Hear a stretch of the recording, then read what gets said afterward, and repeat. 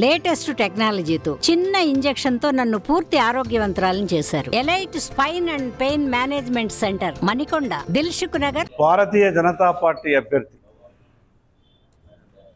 సిద్ధాంతాలకు నమ్మిన వ్యక్తి, 40 సంవత్సరాలుగా పార్టీ కొరకు విద్యార్థి దశ రాజకీయాల్లో ఉన్నటువంటి వ్యక్తికి ధైర్యంతో మా అభ్యర్థిని మేమే ఈరోజు పోటీలో వ్యక్తి.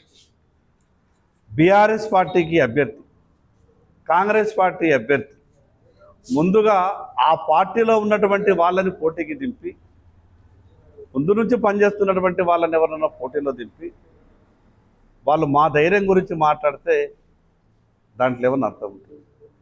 భారతీయ జనతా పార్టీకి ధైర్యం, దేశాన్ని పరిపాలిస్తున్నటువంటి 10 జిల్లాలు పాలిస్తున్నటువంటి ఆ 2 పార్టీలకే ఇంత ధైర్యం ఉంటే భారతదేశాన్ని పరిపాలిస్తున్నటువంటి భారతీయ జనతా పార్టీకి ఎంత ధైర్యం ఉంటుంది? భారతీయ జనతా పార్టీ కార్యకర్త ఈరోజు లక్షల సంఖ్యలో, 10ల సంఖ్యల్లో, 100ల సంఖ్యల్లో ఉన్నప్పుడు పోరాటం చేసినటువంటి పార్టీ భారతీయ జనతా పార్టీ.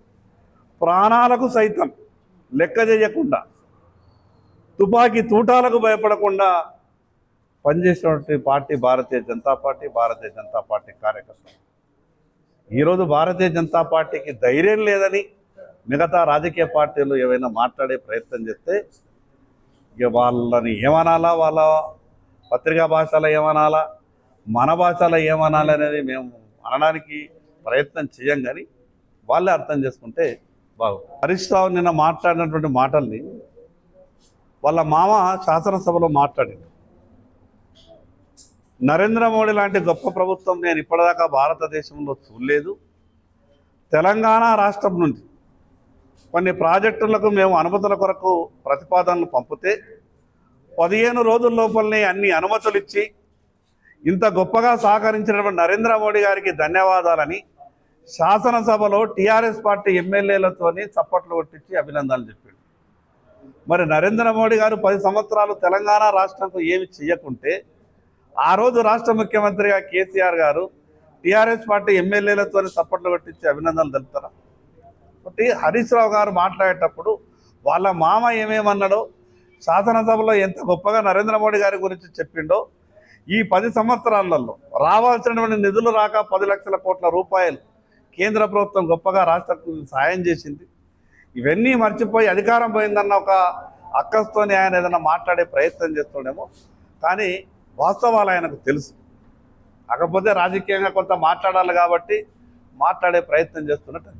అధికార పార్టీలో చేరినటువంటి ఆ అభ్యర్థి ఈరోజు పట్టభద్రుల సమస్యల్ని ఏ రకంగా ఉన్నటువంటి అధికార పార్టీని ప్రశ్నించగలుగుతాం. అదేవిధంగా టీఆర్ఎస్ పార్టీ అభ్యర్థి కూడా ఆ రకమైన మాటనే మాట్లాడతాం. మొన్నటి వరకు రాష్ట్రాన్ని పరిపాలించినటువంటి పార్టీ సమస్యలుగానే ఉంచారు. 10 ఏళ్ళు సరిపోలేదు. అధికారం కోల్పోయిన తర్వాత మీ సమస్యల్ని పరిష్కారం చేసే బాధ్యత మాది అని బీఆర్ఎస్ పార్టీ మాట్లాడుతూ ఉంది. అందుకే ఆ 2 పార్టీలకు అవకాశం ఇస్తే ప్రజలకు ఒరిగేదేమీ లేదు. ఈరోజు పట్టభద్రులకు న్యాయం జరగాలన్నా, నిరుద్యోగులకు న్యాయం జరగాలన్నా, ఉద్యోగులకు న్యాయం జరగాలన్నా మీ అందరి తరపున రేపు భారతీయ జనతా పార్టీ శాసన మండలిలో పోరాటం చేసే బాధ్యత తీసుకుంటాం.